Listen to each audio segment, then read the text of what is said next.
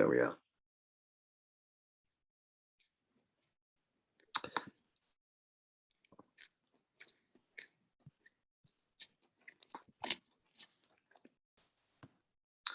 So hopefully you can see that large map of southwest Somerset and Taunton district.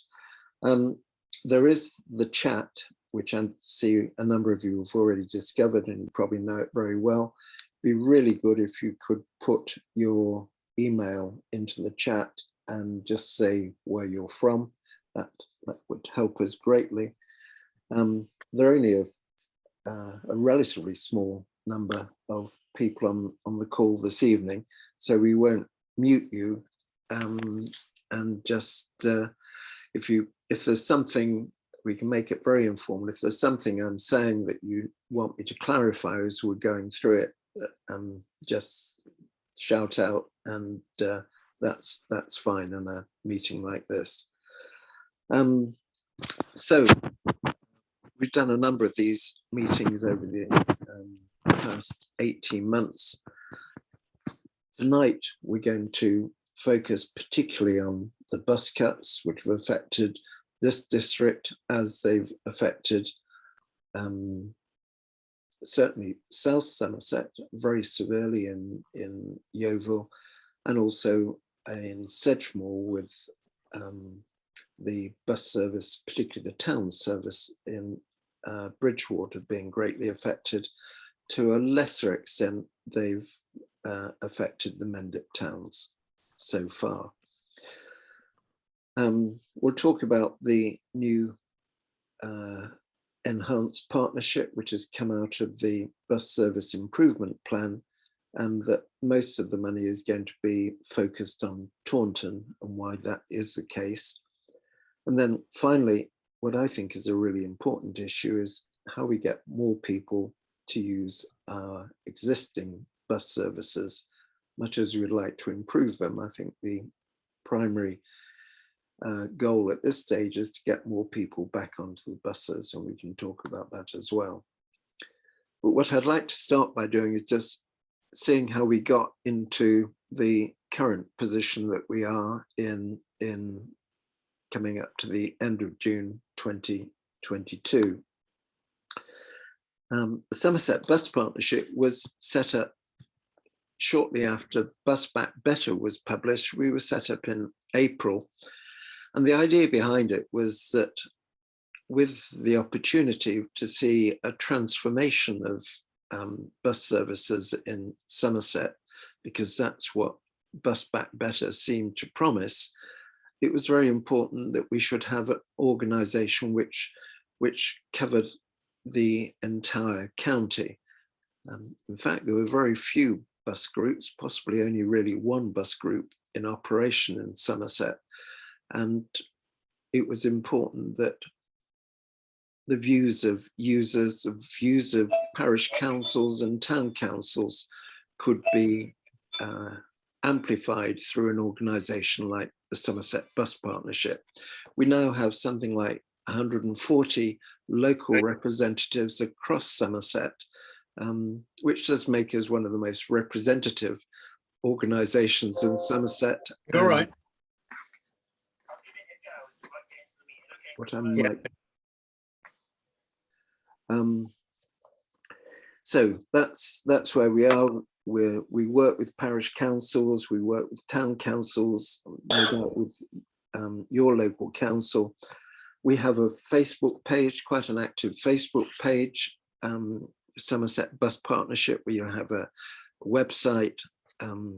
We get on the media, on television, on the radio, and in the press quite a lot, voicing the concerns about the bus services in Somerset.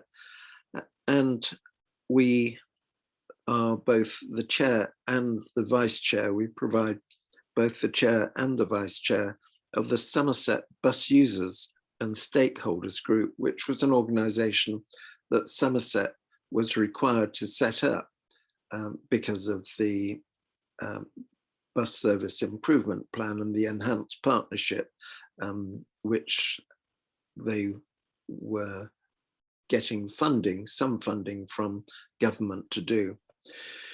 We're very keen to encourage and support local bus groups. At the moment, we haven't got one in southwest Somerset, but we're really keen to get one set up. As it stands, we've got a long established one, which is one which I've worked in for the last 6 years in Frome. In the last few weeks, prompted, I think, by the bus cuts that John has referred to, we've had a new group set up in Bridgewater, and we're in the process of setting up a group, or the people in Yeovil are in the process of setting up a group in Yeovil. We ought to have one in Taunton, and we ought to have one in Wellington, given the size and importance of the bus services there. And it would be interesting to have one down in Minehead as well. Bus Back Better. It was an initiative from our Prime Minister Boris Johnson. Having been Mayor of London, he became a great believer in buses, and Boris managed to get £3 billion allocated to create a transformation in bus services outside of London across all of England. That was a promise. That was what everybody got very excited about. Everybody started to work. I say everybody, all the local transport authorities, there are about 60 or 70 of them across the country, were required to produce a plan for improving buses. And Somerset was one of those local transport authorities. The challenge for Somerset was a big one, because we weren't starting from a very good place. Bus journeys over the previous 10 years leading up to the beginning of COVID had fallen by 43%. That's because of cuts in subsidies to buses, which meant that Somerset refused to subsidise any evening bus services, and most weekend bus services couldn't be subsidised either. And unfortunately, in the modern world, we don't work a 9 to 5, 5-day week. People often have to come home quite late in the evenings. Often they're working over the weekend as well. And if you haven't got buses which are running after 6 o'clock at night, if not even earlier than that, and if you don't have buses over the weekend, that really does mean that people have to give up on buses and turn to cars. And that was the cause of this huge decline in journeys per head in Somerset over those 10 years. Not only that, and this was something which Somerset advisors of from data that they had collected and was collected on a national basis, Somerset has the worst rated bus services in all of England. And we have, because of the decline in numbers using buses, we have the second lowest bus journeys per head in all of England. So if there was any county in England which could see the opportunity of a huge benefit from Bus Back Better, it was certainly Somerset. And if there was going to be a county which deserved and needed a lot of help, it was definitely Somerset. And on top of all of that, nearly half of our carbon emissions, a much higher percentage than anywhere else in the UK, comes from transport in our county. So not only did we have a bus service in great need of improvement, we also, if we want to address the climate emergency, one of the key things is to get more people onto public transport or into active travel. So the senior officers in the transport department of Somerset, and they employed one of the best transport consultancies in the country, WSP, to work on this project. They worked for 6 months doing an assessment of Somerset's bus services and determined what needed to be done to improve those bus services. They produced a 180-page report. It's a really excellent document, and it identified many of the problems of our bus services and pointed to at least a range of solutions. And they costed it, and it came to an eye-watering £163 million. Now, when you think that Somerset was subsidising its buses to the tune of £3 or £4 million a year, to actually ask for 163 million just shows the need that the county had, and that it was recognised by those officers who run our transport operation in Somerset, £163 million. So they sent their document off to the Department for Transport, and they asked for that amount of money.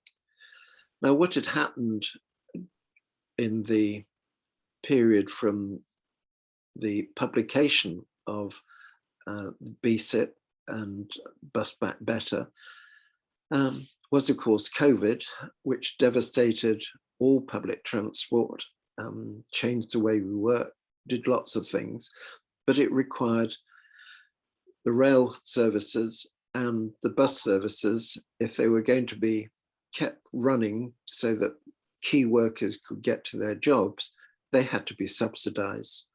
And so 2/3 of the money, nearly 2/3 of the money, which was allocated to transform bus services, was diverted from that and was switched to just keeping our existing bus services running.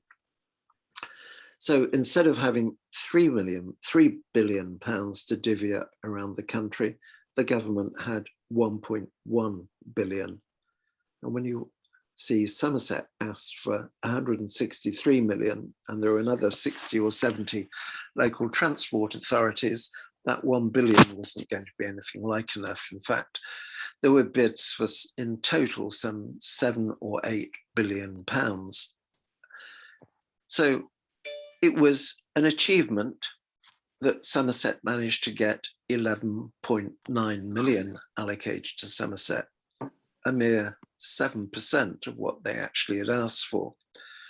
But then if we looked over the border to Wiltshire or over the border to Dorset, they didn't get any money.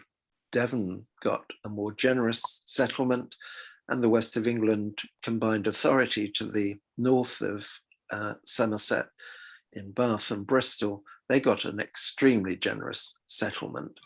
But we got 11.9 million.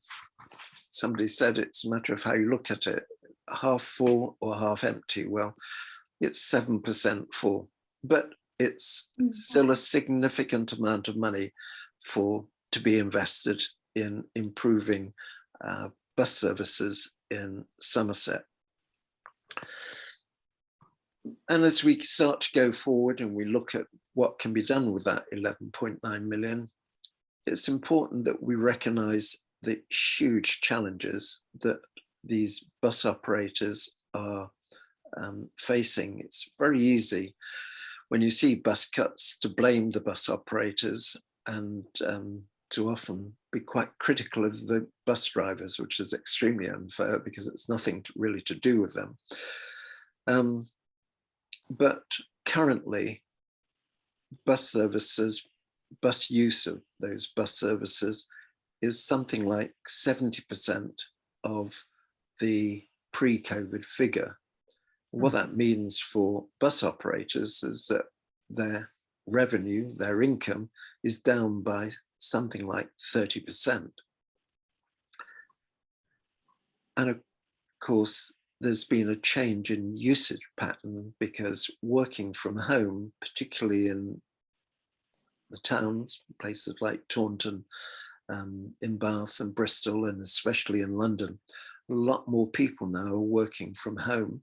They had to do that during the height of the COVID epidemic, but a lot of people have found, a lot of companies have found that it's a very effective, often more cost-effective way of people working.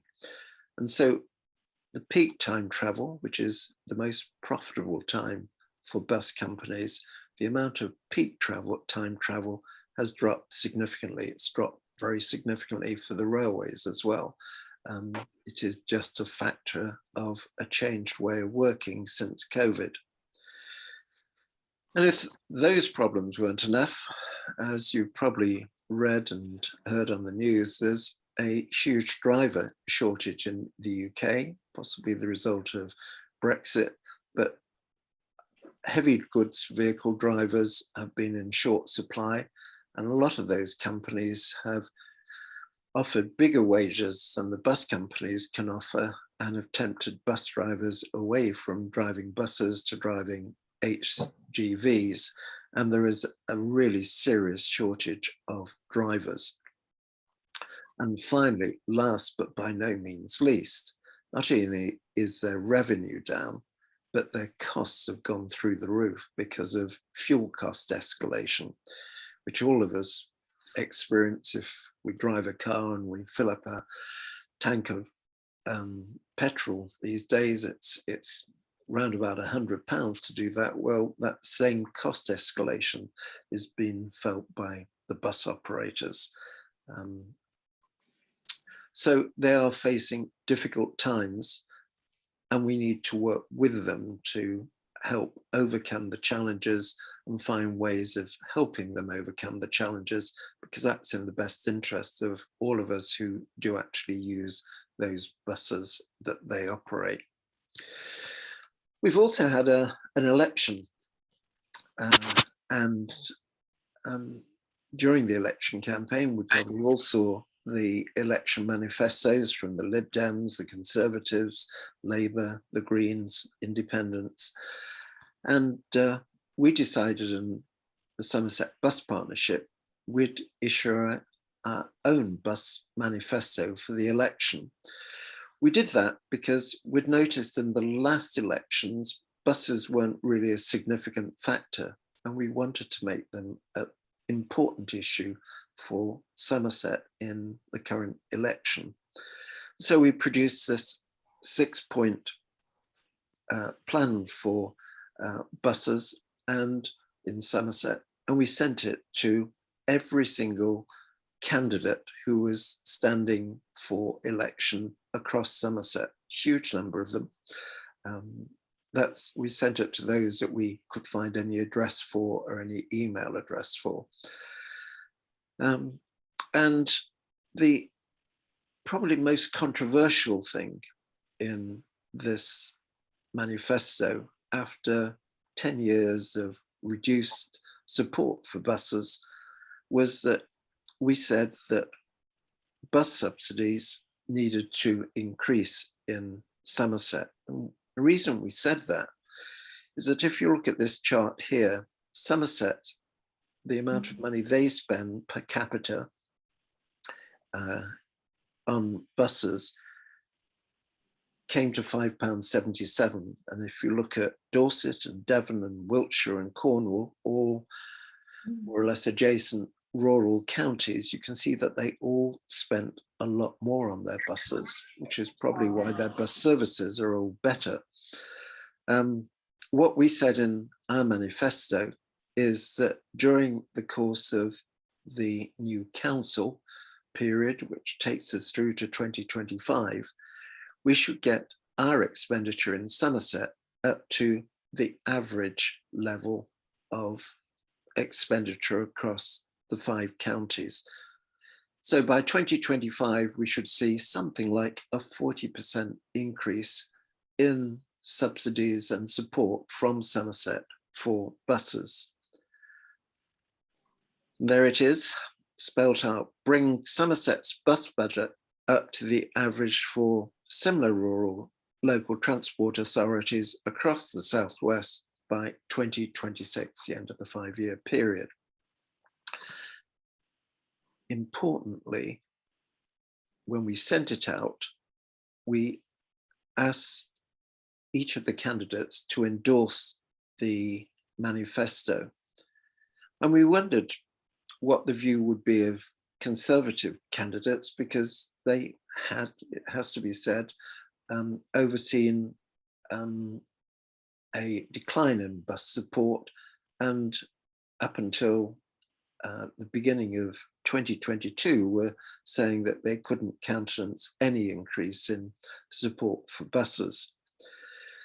But there was a very significant change of attitude, because with the approval and the go-ahead for a unitary council, the Conservatives saw that there were going to be significant cost savings as a result of the unitary council, and they decided that a proportion of those cost savings ought to go on improving buses.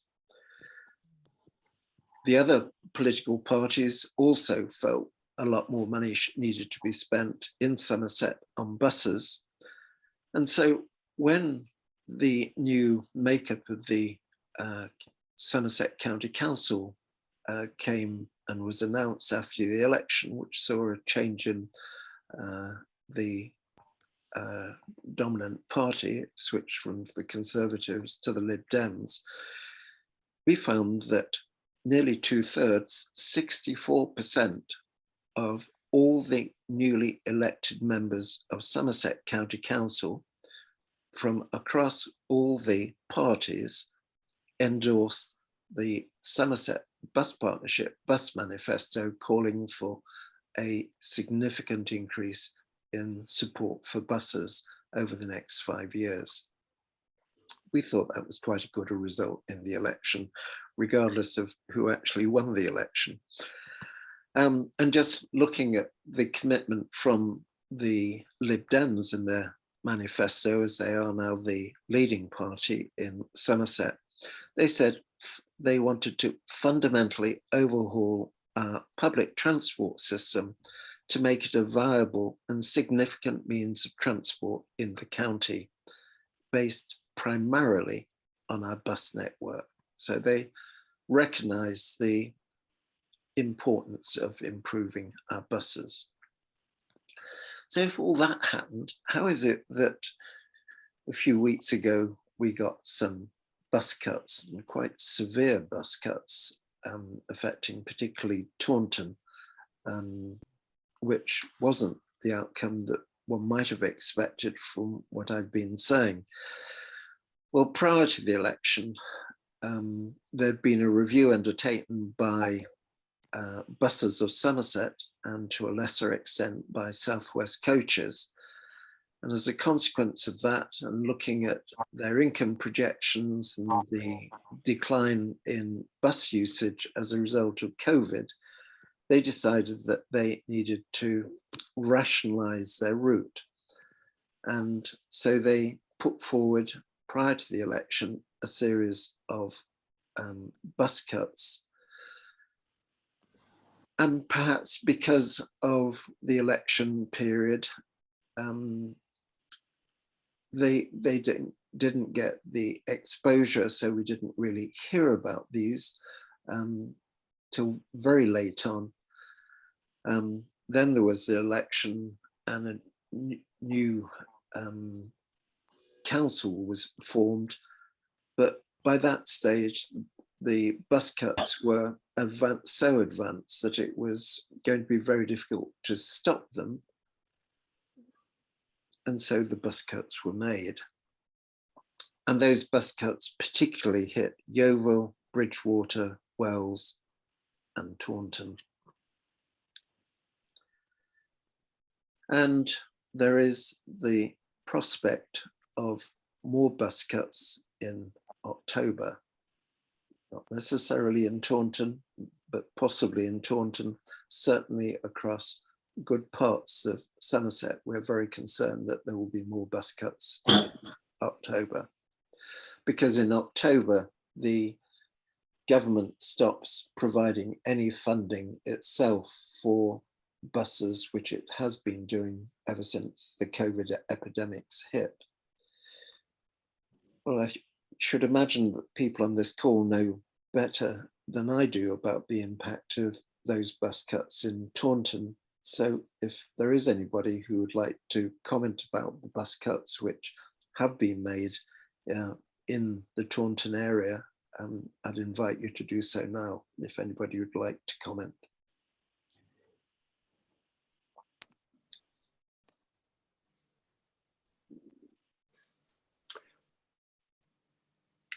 Can I kick the ball off? Go on, John, please. Thank you. Right. Well, it's not just the bus cuts that are the main problem. We've talked about community infrastructure levy. It's something which the government really ought to get hold of and lay down some guide rules, perhaps.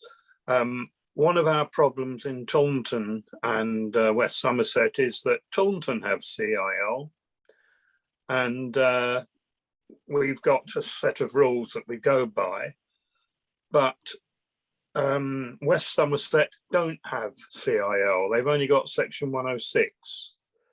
So we haven't been able to merge the two core plans. And that is affecting a lot of the new development, because with the best will in the world, if they don't have CIL, they need to have that increase in bus services for the area written into the section 106 agreement. That's one point. Then when you're looking at actual cuts, there's one thing which I think they've done, which is really nasty, which is there was a 932 from Cotford into Taunton. They've retimed it to 923. What is significant about that is that senior citizens have to pay £3 to get into Taunton before 9:30 from Cotford. They've then decimated the service. They've cut it in to 2-hourly service. It was actually running again as a 1-hourly, but it's now back to 2-hourly. And they've put double deckers on it. So the early and late double deckers come through pretty full up, and the rest of them during the day come through with 6 or 7 people on, which really isn't good enough. The 28 going to Minehead is another example where they said that on Mondays and Fridays, which are the exchange days at Butlins, they would put on an extra coach or bus. And it was actually a coach, one of the old Truronian coaches, which is part of the same company, really. It's a first organisation. And I came past on this last Monday, there were 60 people waiting for the bus. My wife was on the earlier bus and it was packed solid. So they're not putting the extra bus on, and they need to, and they can run it straight through. That's fine, straight through to Butlins for that purpose. And the buses they use on that route are from Glasgow Airport originally, and they have luggage racks down one side. There are considerable delays on some routes. On the same day, people have waited an hour and a half for a 22 from Taunton. So that is absolutely ridiculous. It's not on. You really need to get hold of this, and I think I'll compile a complaints register, and if anyone's got any complaints about the local bus services, just send them on to me, and I'll speak to Mike Rigby about it, because he's my division councillor as well as a colleague on the district council. So I'll be able to talk to him, and if I say, if you can let me have any comments by Monday, I can then speak to him on Monday about it, which is what I plan to do. Thank you, John. Thank you. Got you down as iPad Susan Goss. Susan, I think Yeah. you were the first to put your hand up. Yeah, thanks very much. Can you hear me? Loud and Yes. clear, Susan. Right, lovely. Okay. I'm a parish councillor from Stagursey, which is way out in the wilds of West Somerset. We're the host community to Hinkley Point Power Station, the new one that you probably all have heard of. Unfortunately, about 6 years ago, our only bus service was cut. So we are now a primary village, which is totally marooned. All our residents have to depend on their own cars in order to travel to work, hospitals, or anywhere else. Luckily, we do at the moment have the benefit of the community bus, which is provided by HPC, Hinkley Point C, and that runs between Minehead and Bridgewater as a shuttle service. Now, that's only going to last as long as HPC is under construction. So by 2027, we will again be without no bus service at all. What do you think we ought to do in order to reinstate a bus service for our ever enlarging community? We've got several planning applications out. We've got about 90 houses to be built, but there's no public transport. No public transport in the offing. And all the various transport papers that come with the planning applications all suggest that, we should have public transport and we shouldn't rely on cars, etc. Well, that's not really an option for us. So Yeah. What road should we take as a parish council? My suggestion is you should talk to your county councillor, because it's the county council who can step in and provide transport, and can also, once we have a unitary authority, they will also be the planning board, which will have to approve the travel plans which any developer puts forward.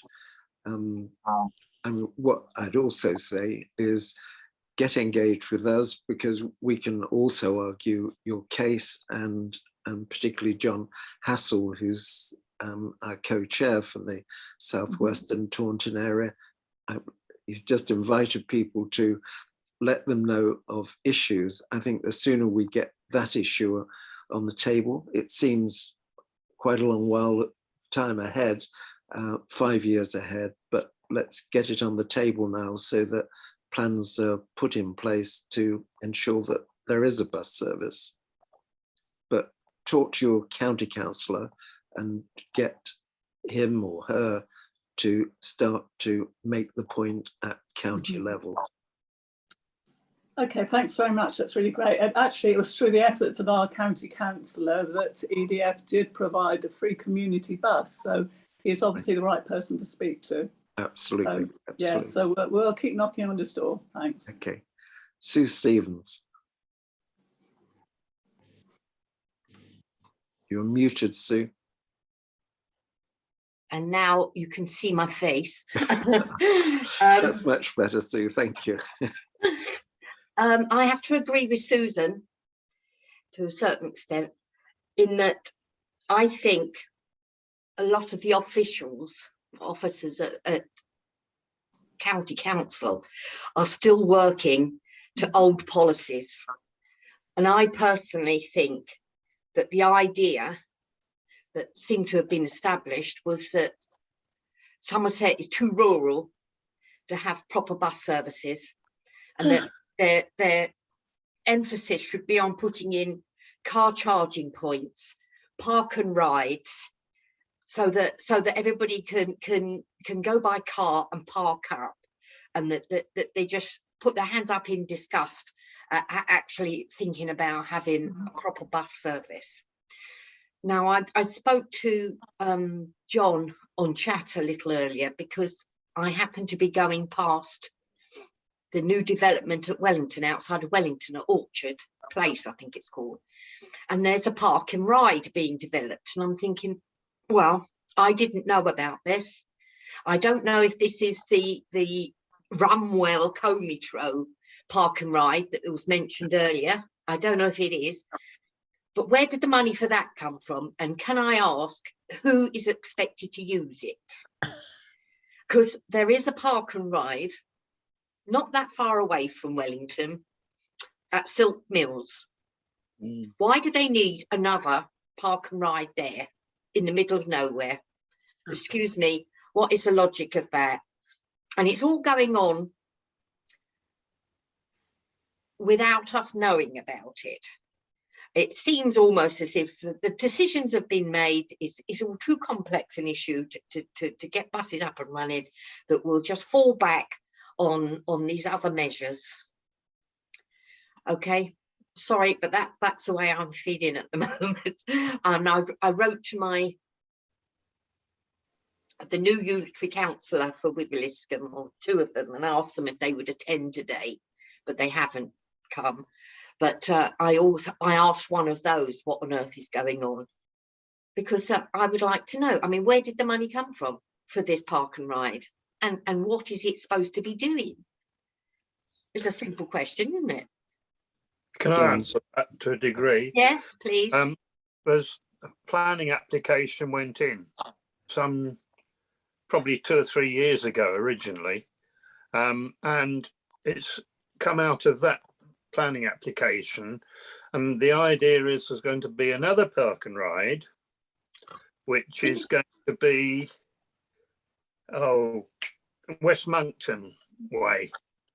So there'll be 2 park and rides going through the centre of town, or the service will go through the centre of town. So it's a cross, if you like, through the town of Somerset, of Taunton. Yeah, but who is expected to get on that park and ride, John? People that want to come into town. From where? Because they would already, can't they already go to Silk Mills? I mean, it's not that far up the road. They can do. This is something the planners have agreed, and it's being constructed, you know, at the moment. Wouldn't it be better to have a decent bus service going from that new estate? Apparently there's going to be about 1,000 new houses there. That's right. Wouldn't that be better than having a park and ride? Well, that's what they're calling it, a park and ride, and I agree, in some sense it'd be better. We'll see if we can get, personally I want to see the park and rides go by the station, because they go, one of them goes to the hospital, doesn't it? It also goes past the station. It doesn't, not at the moment. It doesn't at the moment. It used to. No. It hasn't gone past the station for about 3 or 4 years. They rerouted it. That's the problem. They say, oh, it's going to take too long to go to the station. Well, it's nonsense. I mean, it goes round the back streets of a Holway and through the traffic gate, the bus gate. So really, it's the station and the hospital which need to be connected better, because at the moment there's no bus that goes from the station to the hospital direct. Well, from the hospital to the station to the hospital. You've got to change. Would you expect anybody getting off the train to actually want to go to the hospital? Yes. It'll be local people, won't it? Coming in from Wiveliscombe, coming in from Minehead, coming in from whatever. Not coming off a bus, not coming off a train, surely. Yes, they come in on the train. Where from? Where from? Sorry, I'll answer that. Weston-super-Mare, Highbridge and Burnham-on-Sea, and from my area. Remember, Weston, where I am at the moment, has a part-time hospital and has no overnight facility, and any major operations are in Taunton. If you're coming in from the Exeter direction, Timson Parkway, the rail line, you've got 2 major hospitals. This is in what I call the county of Somerset. Got one in the north, which are the Bristol hospitals, and one in the south, which is Musgrove, Bath. So yes, people do use those trains, and they do use those trains very effectively to Musgrove Park. The bus link, I believe Somerset County Council on a bus link. But let me just go back to this myth that Taunton is a growth area by the government. It has been for years. That's why a lot of money is going into housing.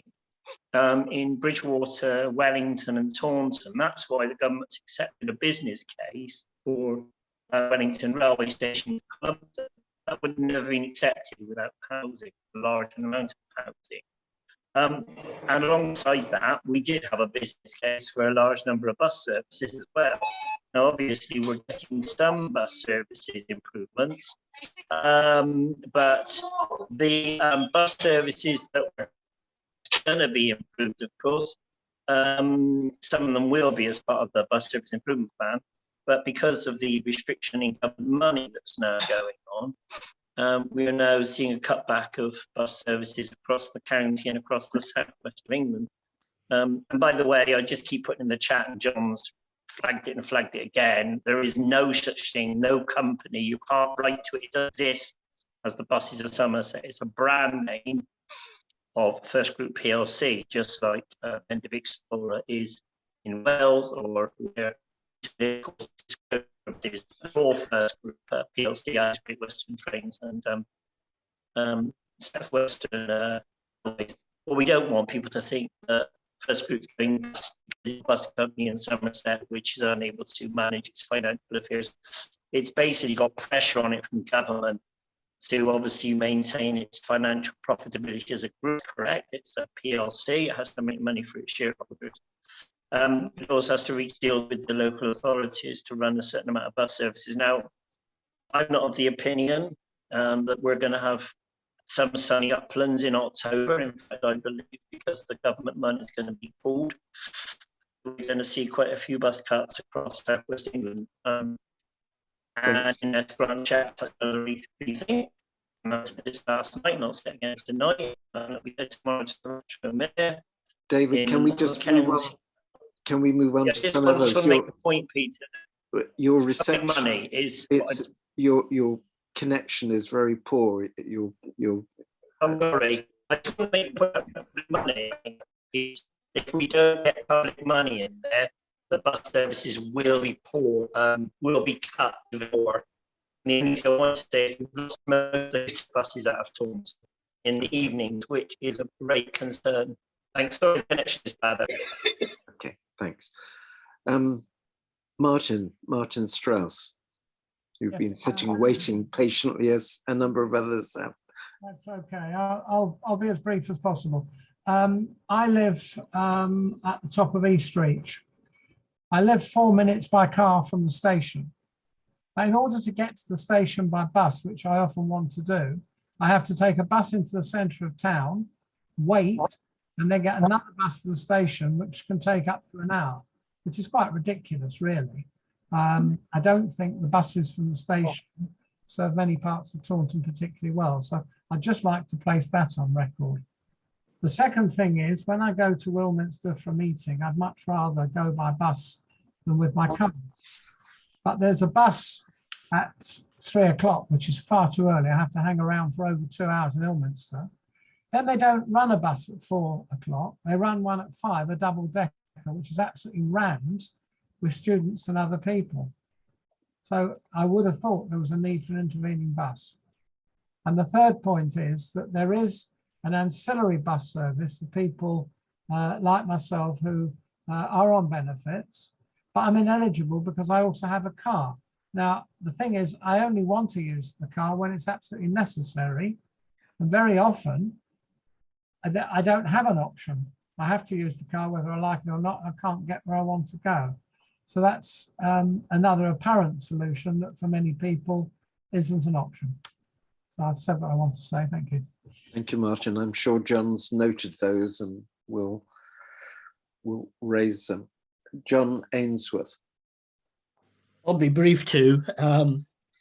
We don't seem to have come off too badly in these latest cuts in Wellington, apart from a reduction on Saturdays from every 15 minutes to every 20 minutes.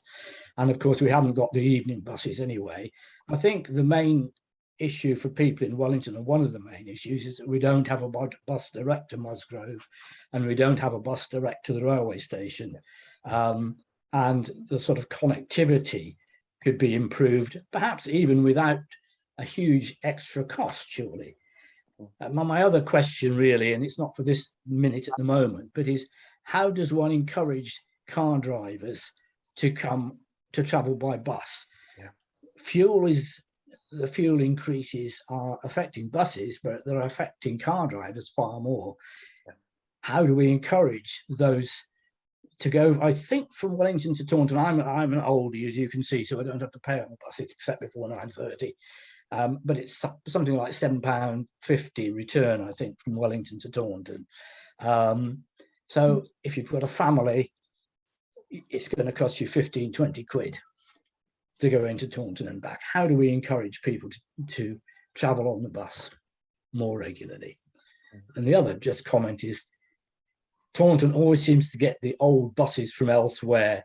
And I've noticed there are buses from still branded with Glasgow, Manchester, Bristol, and somewhere else. I can't remember where it is now in the last few days. And these are buses which have come new to Taunton. Norwich, yeah. Yeah. Thank you. Thank you, John. Thank you. Anne Elliott Day. Hello, hi. I also live in Wellington and would support what John has just said about connectivity, particularly the fact that there aren't any buses that go to either of the train stations, either Taunton or Tiverton. But the point I wanted was, there's so many questions, but I'll just stick to one at the moment. There's lots of anecdotal evidence about people saying they can't get home from work after a certain time of the evening, or they can't get to the train station, or they can't get to the hospital. Have any surveys been done, either by Somerset Bus Partnership or by the council or anybody else, to actually get some hard evidence about what demand is? Those surveys are very difficult to do and very difficult to get reliable results. And one survey that I was involved in, when evening services were being threatened between Frome and Bath on bus service there, we actually went on the bus every night for a week and talked to every single person to find out who was using the bus, to try and assess the consequences of the loss of that evening bus service. And what we found was it was predominantly people living in Frome but working in Bath, or living in Frome and the neighbouring villages and going to get their education in Bath, or going on hospital visits. And I think that information persuaded, sadly not Somerset, who of course had a policy of not supporting evening bus services, but it did persuade Baines, who at the time were the Transport Authority, to actually subsidise that bus service and keep it running. So there is a real value in doing surveys, but actually, if you ask somebody, if we did this, would you take the bus? The likelihood in the current political environment is that they'll say, oh, of course we would, yes, that's the right thing to do. Whether in reality they take the bus is another matter. So I think, yes, surveys are useful to do, but they don't necessarily produce very reliable results. can I make a proposal here that if you're on Route 28, you get together with other people on Route 28 and see what we can achieve by putting on the table what the passengers that use that route would like to see in terms of a service.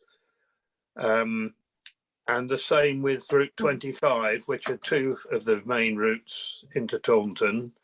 The 22 and the 21 are more frequent than the others.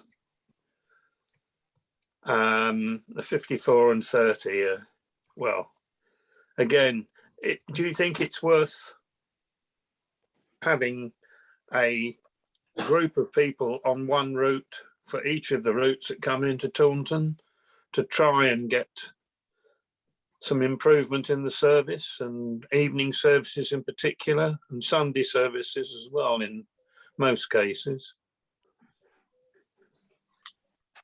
I know we discussed it at an earlier meeting and came to the conclusion that then wasn't the time to do it. But perhaps now, when we've got this round of cuts again, it might be beneficial to come together and do something about that. Well, the voice of the people is always a powerful tool on politicians, so it can only help. It won't do any harm whatsoever. So go for it. Might do is help us with the precept for next year. So if John's got evidence he can give to when they set the budget, then obviously that could very well help us try and get those services restored. Because it will be where Devon Council, as it's coming in, some of those services we talked about in Devon, whether Somerset fund those services. I'm not so worried about that Hinkley Point service. I think that'll just go into the Somerset bus network, to be honest with you. Yeah, the one that's Somerset Pasture Solutions, which is another first group. David, I'm sorry, you're really distorted. We can't hear you. I'm really sorry. David, John, can I just ask you to clarify? You think we should all do a survey by going on the buses, or the people that use those bus services, like the 22 and the 25? We should all form a little subgroup to discuss those bus services. Yes, the individual route. So to get together as a group and look at the problems. Yeah. Rather than a survey. Okay. Yeah. Well, I'm quite happy to be a member of that group for the 25. Right. With you. Yeah. Okay. Yes, that's fine. I'd quite like to do the 28. Okay. It's you hard. email me and let me know which group you want to be in, and then we'll get together and sort it out. Okay. Yeah.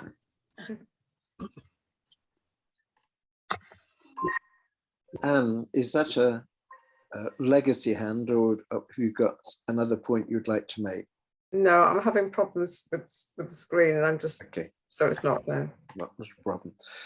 Okay, moving on from that discussion and the current round of cuts that are affecting Taunton and other towns in Somerset. Point that David Redgwell, who unfortunately has got connection problems at the moment. Can you hear me now, Peter? Is that any better? That's much better, David. Right, much I'll just pick the points, 2 points I want to make, because they were brief, but Devon County Council will be responsible for setting one set of budgets. So John is absolutely right, let's get these surveys. And then next year, there'll be a budget set in Somerset by the County Council there, and eventually Weckham in the north of the county with Somerset. We'll set some budgets up there. So let's have that evidence that we can put into the precepts for next April to be able to fund these buses. The other thing is, it's always useful to be able to say to the MPs, well, this is the evidence we've got. And, you know, we just had a change of MP in Tiverton Honiton, and we just had a county council change in Somerset. There's a lot of local elections and national elections in the next 18 months. And nothing should concentrate their minds more than making sure we fund public transport. So, and I do think the other thing I was going to say, I'm not convinced that come October that anywhere near the level of people we back on our buses and trains. Point Grant Shapps is making heavily on the television, isn't he, actually, at the moment? Yeah. So therefore he's going to have to ask Richie Sunak to step in again. And I think that groups needs to be going to the MPs. We've got a minister in Taunton. She could do a lot more. I don't mean that in a derogatory way. It's just to make sure she makes her voice known. And the only other thing I wanted to say is, you asked a question why we've got a slump in bus usage in Taunton. Well, we've lost the commuter buses to places like Yeovil. We've lost the through links. And equally, we've taken a huge hit in having no decent bus station interchange facility. And people, middle-class commuters, like modern bus stations, and we've got, you know, a brand new one in Exeter, we've got a brand new one in Gloucester, we've got two pretty new ones in the north of the county in Bristol and Bath, and £8.9 million, one in Weston-super-Mare. And bus stations, interchanges are important if you want to get people out of their cars. It's not just down to park and ride. So we do need to invest in these bus stations across Somerset, and we need to do something about Taunton, not just for First Bus and Hatch Green and the other buses. I think it's Dartline. There's a number of them, Peter, as well as First. I don't just say it's First.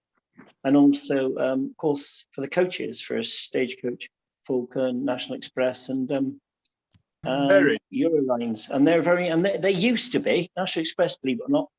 Taunton was a major interchange. We only found out the other week it's no longer anymore because there isn't an interchange coach station to do it. So there's some issues in Taunton, some very big issues, both for the region through South West Transport Board and through Somerset County Council. Thanks. Sorry about the connection earlier. I apologise to everybody. David, you're now loud and clear and very lucid. Thank you very much.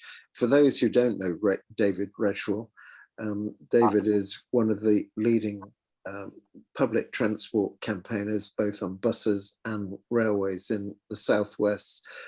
He's very well connected with all the major councils and also nationally. So it's always useful to get his comments. And one of the things he pointed out to me the other day was, yes, as we look beyond the current range of cuts which have been made by the first group affecting the buses of Somerset services, the other operators, other First Bus subsidiaries and other bus companies are also undertaking network reviews, as indeed are Somerset and the West of England Combined Authority. The concern is that with the ending of the Bus Recovery Fund at the beginning of October, those reviews could see a further series of cuts being proposed. And that's why the point David's just made is that there is a real need for a continuation of this government funding, because passenger numbers are not going to recover to the level that they were. Revenue is down and costs are going up. And these bus companies are private companies tasked by their shareholders to make profits. They're not socially conscious groups of organizations, so they will cut if they can't see an opportunity to make money. And that's the worry that we're now facing between now and October. And in fact, earlier this week, those of us who are on the Bus Advisory Board, like John Hassel and David, myself and others, we were told that there's to be a special meeting of that advisory board on July the 14th to be briefed on more proposed changes proposed by the bus operators that they expect to make in October 2022. There will be time, because with the new approach to bus changes, the current administration now in power is very keen to consult. Yeah. And we will be encouraging that.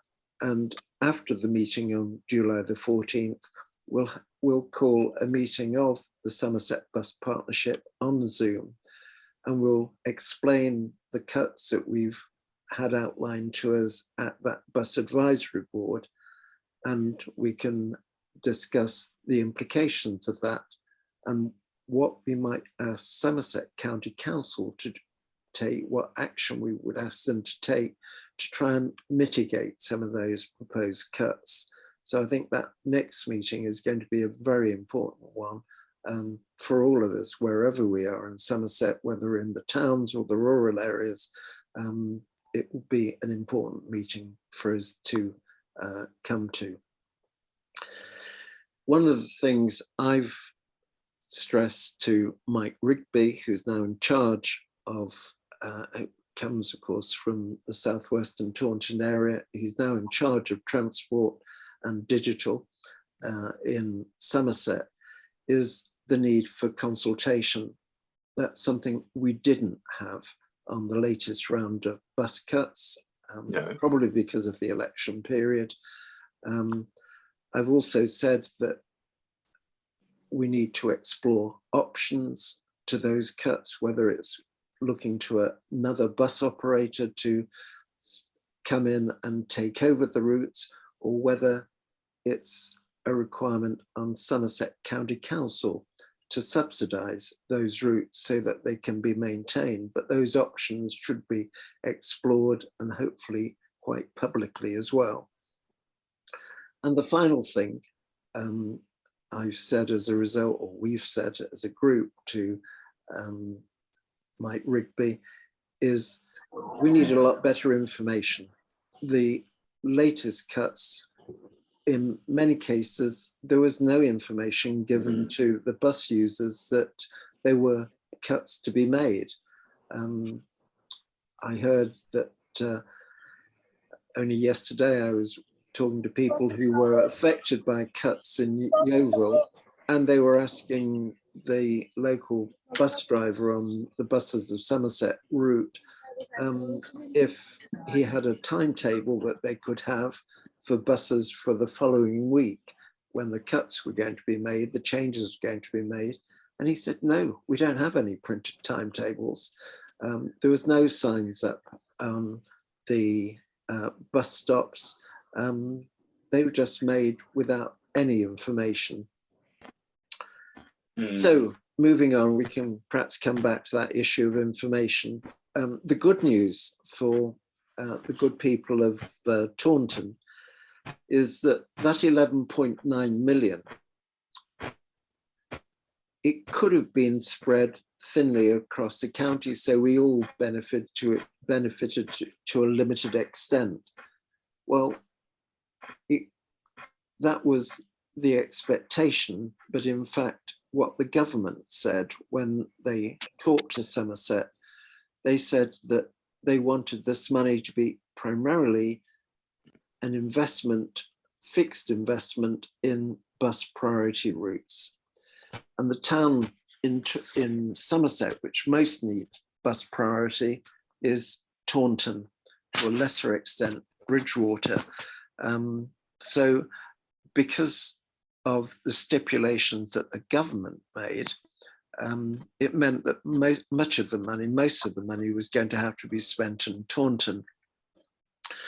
But under the Conservative administration, a case was made by the officers in Somerset that it would be very sensible, because we still needed the 163 million, that we needed to demonstrate that the 11.9 million was spent to great effect, that there were some really clear benefits and results from the investment of 11.9 million, and that it would be better to spend nearly all of that money on bus services and bus facilities in Taunton.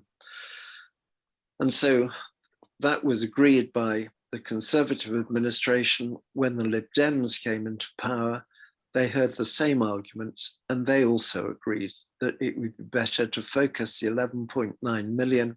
And this is somebody who lives in Mendip saying this, but the logic is that if we can show that Somerset can really spend that 11.9 million very effectively, then we're going to see more generous settlements coming our way in the future.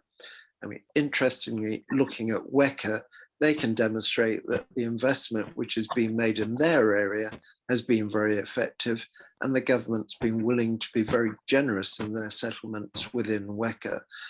Somerset needs to demonstrate similar effectiveness. So moving on to getting more people on board Somerset's buses. And it is a challenge. It's a challenge which has been mentioned. How do we get people who typically drive cars, how do we get them to start to use buses? Well, the price of petrol is probably one of the most motivating things.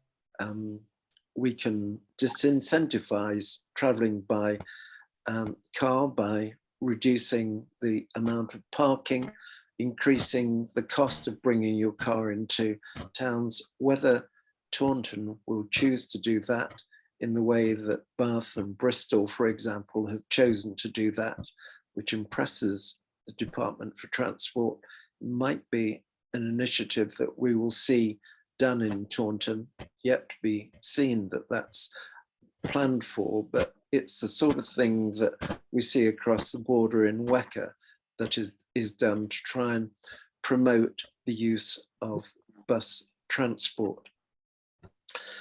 At the moment, though, across Somerset, the information about buses is really truly shocking. At many, almost most bus stops, if there is information, it's out of date. But in many cases, there is no information. And yet you see a bus stop, you would expect to find a printed statement of the times of the buses. Even worse, if you got a printed statement and it's out of date because it's no longer accurate. It's deeply misleading and disincentivizing to anyone to travel by bus. Online timetables, you think that they would be a solution, at least for the people who can access online information.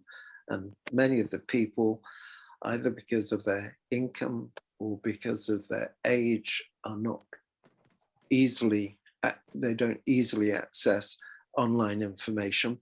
But for those of us who can easily access it, the problem is there's a lot of misleading information online too. Bus companies, bus operators, particularly First Bus, have left out of date bus timetables on the internet, and many people find it very difficult to find the latest, most reliable information on the internet. And some bus operators have stopped printing bus timetables. And as I said, with the recent bus changes, surely that was a time when there should have been printed bus timetables so that regular customers, the most important customers of the regular bus customers, you would think bus operators would have the common sense, let alone the courtesy, to provide printed timetables to those regular customers whose bus times are about to change. But these are shots I took yesterday in Yeovil. This was on a bus stop where no longer was there going to be a bus service. Nobody from the bus company or from the county council put up a sign. And so one of the new members of the Yeovil bus group went round putting up signs announcing no longer is the bus coming to this bus stop. And another thing in Somerset is the state of many of the bus stops and particularly the bus shelters. I mean, this again was one in Yeovil, but I could show you photographs though taken in southwestern Taunton and in Mendip with equally unacceptable bus timetables. And it doesn't have to be like this. Again, if you go to the west, just north of Mendip into the west of England Combined Authority, their timetables in the bus shelters are up to date. In very many cases, they've got real-time information, the digital displays giving the times of buses, and they keep their bus shelters in good condition. So all of those things are things which Somerset County Council needs to address, particularly when it becomes a unitary authority, and it needs to take control and sort those bus shelters and the display of bus time information out.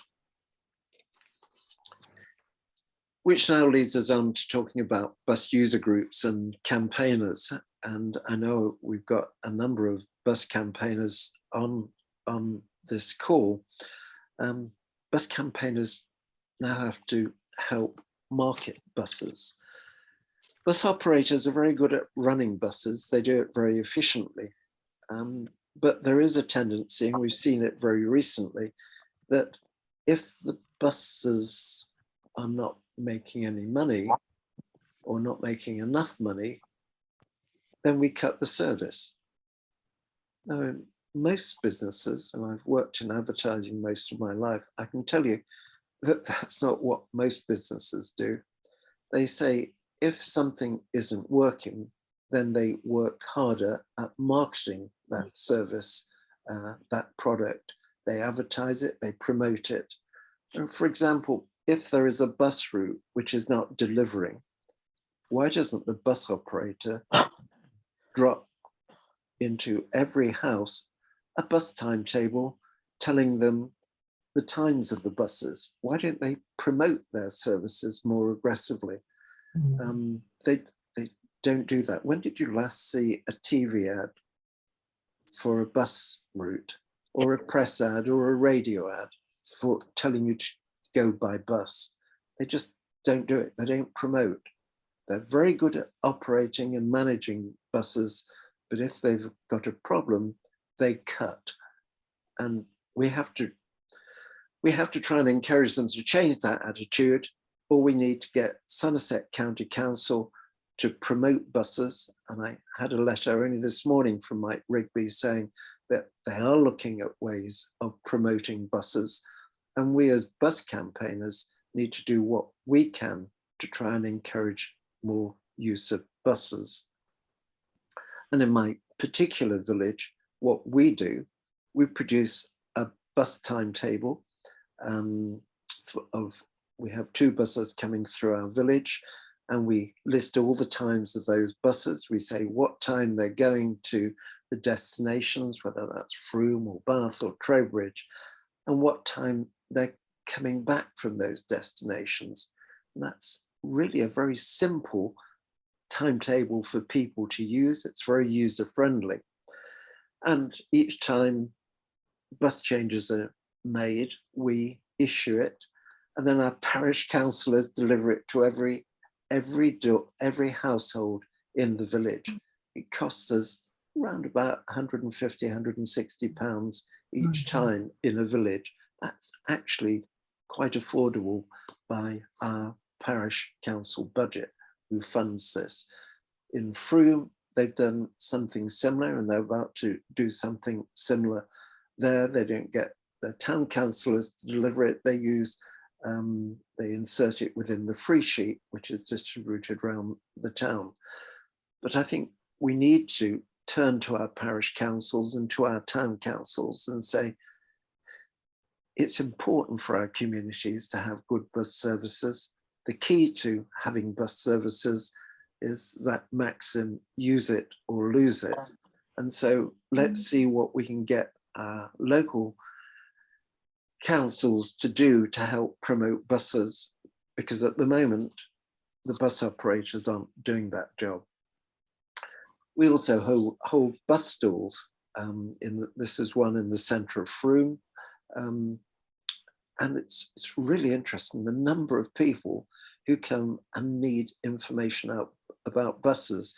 We've got a lady there standing, Tracy Harding, long time bus campaigner, but normally we have 3 or 4 people on the stand, and we do it on a Saturday morning, and we're very busy for the 4 or 5 hours that we're there.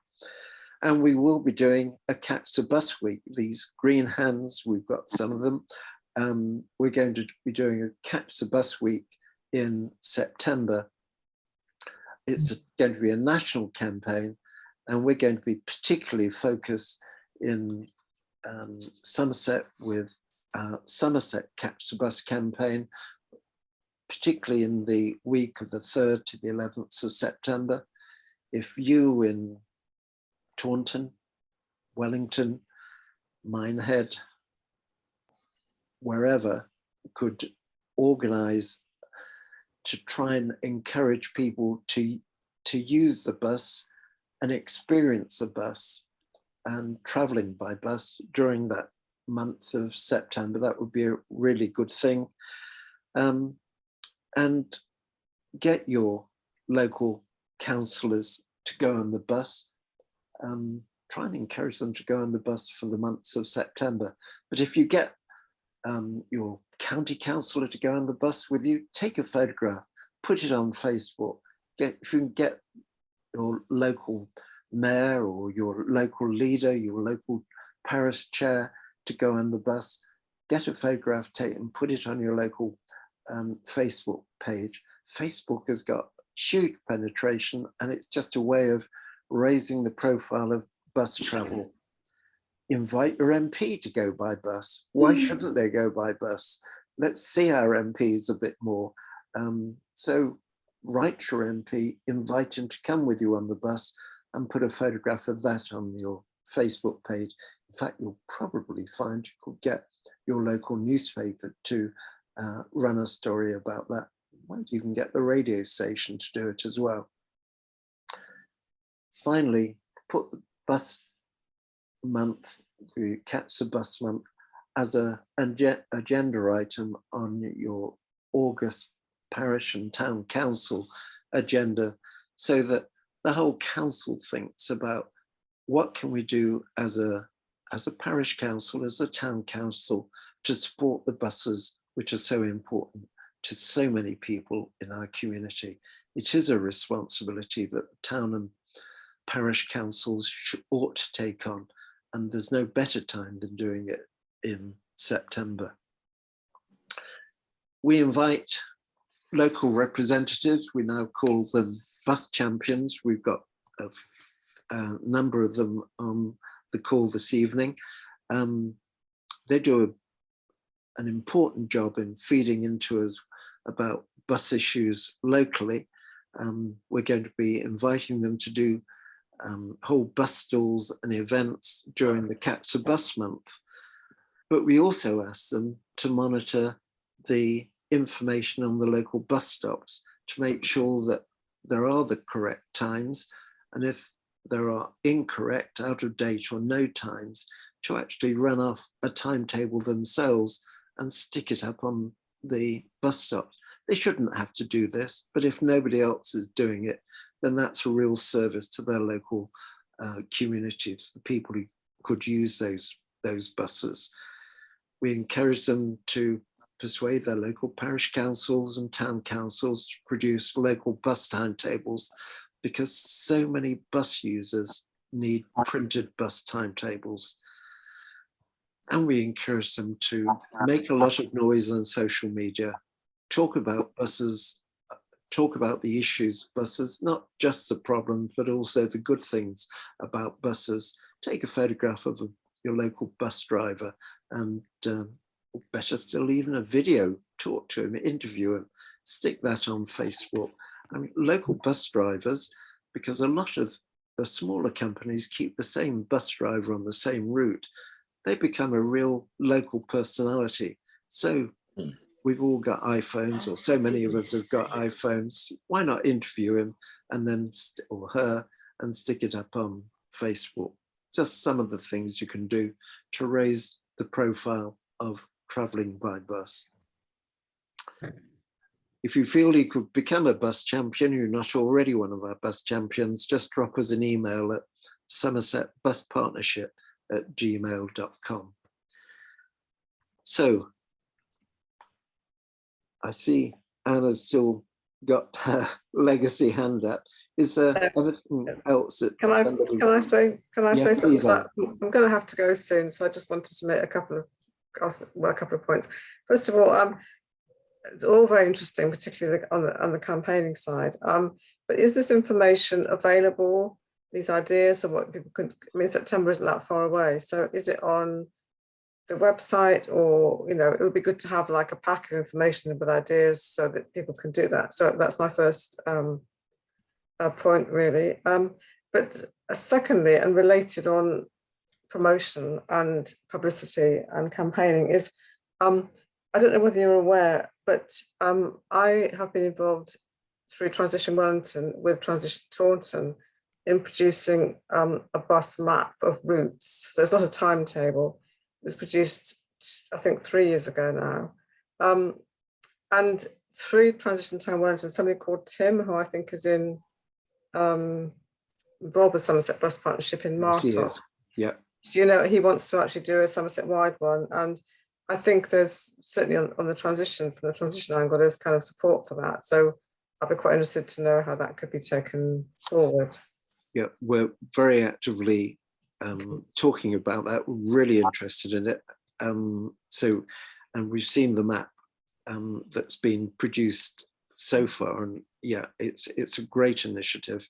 And Tim's is talking to you, isn't he, at the moment? So yeah, we will pursue that. As far as the range of activities, promotional ideas, we're going to send something out very shortly about that. The bus month has only very recently come up as an initiative, but we'll be circulating that to all our bus champions across Somerset. Okay, thank you. David, loud and clear, I trust now. Yeah, David. I've got some very interesting news from first. They've done a deal with North Somerset Council. That's part of the WECA Bus Service Improvement Plan, as you point out, Peter. It is, and North Somerset officers are soon to join the West of England Combined Authorities staff on a joint arrangement. But they're going to go on the 26th of July. Any bus in North Somerset, less the 20, which comes from Burnham-on-Sea, which is the connection 21 from Taunton, that's not included. But the 126 is from Wales. All buses are free on the 26th of July to try to encourage people with North Somerset Council and First Group PLC to get back on the bus. I believe that First is now looking at that with Dan Norris in possibly Bristol, Baines, South Gloucestershire and Mendip, but they will not all be done on the same days. They'll be done on different days, and one suspects they'll be done in conjunction with the holiday season. I suspect we might be seeing some stuff on Sundays, possibility of Sundays in other parts, because obviously Sunday services, of course, are heavily subsidised by the local authority outside Somerset. So, in fact, you're paying for those buses already if they run free. Hereford has been running buses free on Saturdays and Sundays for, I think, nearly 6 months now. And whilst Hereford don't subsidise many rural routes, which is disappointing, and are running around parish councils and town councils subsidised services. And that's another way, by the way, of funding services through town and parish council precepts. They are having free buses on a Saturday and Sunday, and they're extremely busy. So we've got to look at ways of encouraging people to get back onto public transport. And First Group's just started a marketing campaign in Cornwall with Cornwall Council, in Devon, in Ilfracombe, Lynmouth and Minehead, the Dorset coast, and on Dartmoor, promoting all their tourist type buses with very much reduced fares. I think £10 for the family on a lot of those routes. And also they're marketing bus rail tickets in Cornwall. So there is some marketing happening. I mean, that's you, Peter, pushing, to be honest. We need to push harder in Somerset because we don't have any booklets now in any part of Somerset, whether it's the south of the county or the north. So from Bath to Lynmouth, there's nothing at the moment, just online. We should get them printed off at places at 15p a copy. So we need to push that very, very hard with Somerset County Council, Mike Rigby and Dan Norris and Steve Bridges at North Somerset Council to get some booklets and leaflets and information out to the travelling public. But there is ways. I would suggest councillors on the call tonight, what about some free buses in Minehead for a day? Or some free buses in the Vale of Taunton Dean for a day with First Group. I leave John the hassle to negotiate that with Simon Goff, who is the MD. And by the way, just in case you think he sits in some nice cosy office in Taunton somewhere, I happen to give you that myth. He now sits in Southampton. So that's where their regional office is. So we need to push hard. That's all I'm saying. Push hard, keep pushing. And we may very well, but we do need to get some marketing going. But even with all the marketing in the world, I'm not convinced that And I, I'm not grudge to say what Grant Chap says. These passengers aren't going to come back that quick by December. I'm not advocating industrial action. I'll say that tonight. Okay. Martin, you've had your hand up for some time, please. Yeah, again, a very brief comment, just to say the campaign for Real L camera, they in the past have produced maps, bus maps, showing all the pubs en route. I think is a brilliant campaign. Yeah. I don't know whether they've redone this since COVID, but the concept is a good one and perhaps could be applied to other organisations. Yeah, that's an interesting thought. John Hassel. Yes. Firstly, you mentioned Simon Goff as the MD. Could I have his email address, please? It's for everybody. I shouldn't give these out, but I think things in Somerset require this. Alex Carter gave his email anyway. simon.goff@firstbus.co.uk, and the chief executive bus is janet.bell@firstbus.co.uk. I wouldn't give that, please don't write all the general complaints, but the general councillor principles from parish and town councils, then that's the kind of thing, Peter, that First Group is an organisation. And if you're in the north of the county, just to clarify that, north of the line from Glastonbury Street, that's Doug Claringbold. Same thing, doug.claringbold@firstbus.co.uk. They're all part of First Group PLC, as is Great Western Railway and South Western Railway. Okay, thank you for that, David. We were talking a few weeks back about the development of a system that tells people how to get from A to B by bus. It's known as Think Travel, and there's a piece in the paper today about it. I don't know if you can see any of that, but it's operational now. It's between Think Travel and the County Council that it's been set up. So that is up and running. Where are we? Oh, glasses. Sorry. I'll just check what it says there.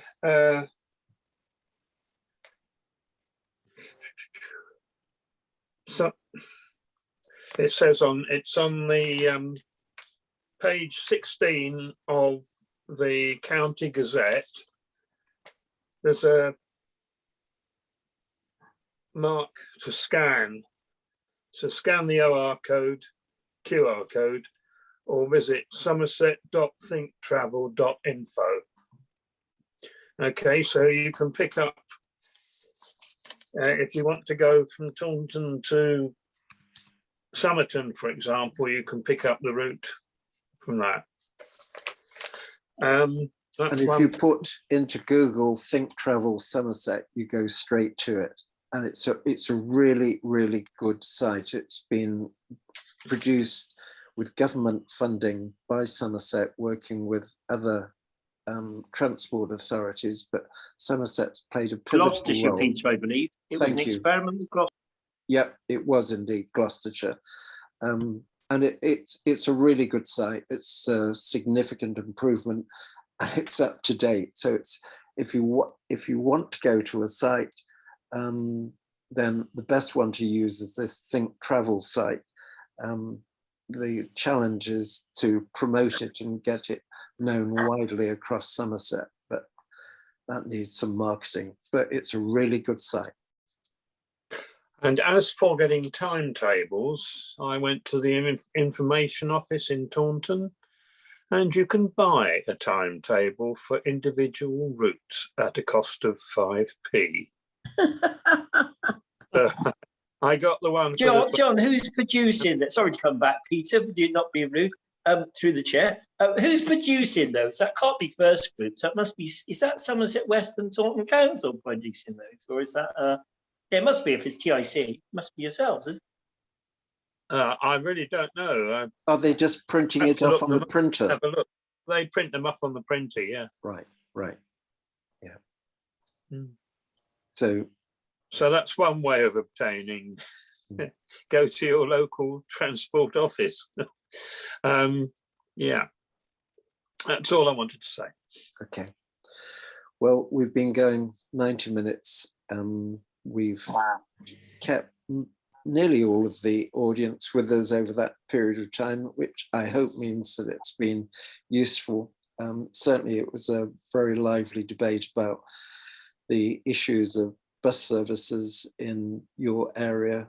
I think we just all have to stay very active, keep on dialoguing with county councillors. They are the key people in making the decisions. So talk to your county councillors, tell your county councillors what you need. Yes, raise it with your parish councils and your town councils, see if they can do things to promote buses, particularly during the Catch the Bus month in September. Get it on your council agenda for discussions in August, and stay in touch with us. If there are issues, let us know about them. And as I say, we will have a meeting shortly after July the 14th. Peter? Yeah, David, Just go a ahead. quick question for Sue Stevens. I don't want to go on an individual basis.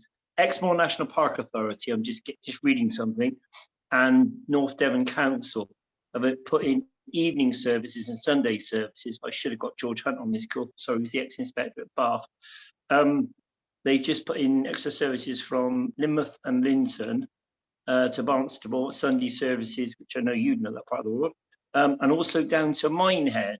And I'm wondering, with Sue Stevens on the call, that we should be making sure that we're fitting in with what Devon's doing with their bus service improvement plan. And because they're obviously working with Exmoor National Park. I know I wouldn't go that far west in things I'd be thinking. I'm going to the Transport Board, which is on Zoom for anyone who wants to join it. It's a public meeting for South West Peninsula. But I think it's worth Sue and co, and maybe John, just researching what Devon's doing on those cross-border services coming in from Exmoor. Axminster, of course, is also a Devon service, and Wellington and Tiverton X22. They're all funded by Devon County Council. So there's a little piece of work there for Sue. And she did remind us when it came to, I think it was one of the holidays, that Somerset's bus services in from Devon were all funded by Devon County Council. So yeah, I think we need to, you and I do a lot of work, Peter, in Wecker and North Somerset and Somerset. Are you saying, David, that the 22 that goes from Taunton through Wellington is The funded ones that by go to Devon? Tiverton, the ones that go to Tiverton are funded by Devon County Council. The 25 is funded by Devon County Council. The 30's got Devon money in it, which goes charged to Axminster Rail Station. There's a 20 that goes from Taunton to Seaton, which I think is Dart Line for Devon County Council. And I think, John, they're now funding or putting some funds into the Linton Minehead Doniford link, which has now been extended by Devon County Council, I believe, to Ilfracombe along the coast, as well as Linton to Barnstable Station. So you need to look at that network. It's being done in conjunction with the Exmoor National Parks Authority, which, of course, Somerset County Council and Devon County Council are both members. So I've only just read all this, so I think it's worth people who live on the moors talking to Andrea, who's excellent Conservative chair of Devon Council. They've always put money into public transport, Devon Council, to talk to thank you. Devon. That's the connect. That's the point for anybody who's in that part of the world. Can I make a point about the local councils, the parish councils? A lot of them don't meet in August. So unless we've got a meeting between now and the end of July, which there will be, we need to get our message out to them about the bus week in September now rather than later. Okay. The other thing is, for people who want to contact me, my email address is Hassalls, HASSALLS 53@gmail.com. Thank you. And if you've left your contact details on the chat, or we've got your contact details. We'll send you a set of the slides, and we'll also, with that email, put John's email address in there as well, just to make sure you've got it. So an hour, 100 minutes into this meeting, I think we'll now draw it to a close. Many thanks. I hope it's been useful, and I look forward to seeing you when we've got news, hopefully not too depressing news, about bus changes, which will be sometime in the second half of July. We'll set up a meeting. We'll let you know all about it in advance. Thank you, Peter. Thank you. Peter. Thanks. Thank you, everyone. Thank you. Good night. Good night.